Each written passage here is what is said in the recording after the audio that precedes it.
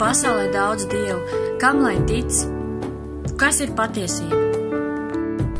Dievs jau to visu zina, viņš jau zināja, ka tauta pielūdz daudz dažādu celku dievus, koka, akmens, saule, mēnesis, zvaigznes, visādi radība, cilvēku veidojums. Viņš jau to zina, bet viņš teica, bez manis tur neviena cita nebija, kamēr es visu radīju.